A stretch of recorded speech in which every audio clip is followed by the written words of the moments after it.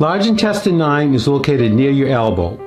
To locate large intestine 9, bend your elbow to about 90 degrees.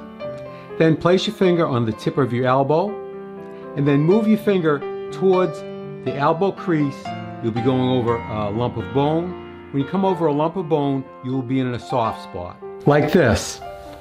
Find the tip of the elbow, come over the bone, find a soft spot. Now, find the point that is the width of 4 fingers below that. Right over here. Press in to find a point that is sensitive, sore, tender, or painful.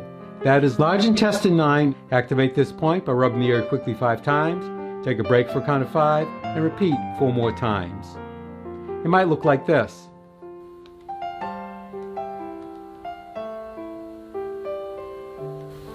Or if you have an acupressure instrument called a Shin, it might look like this.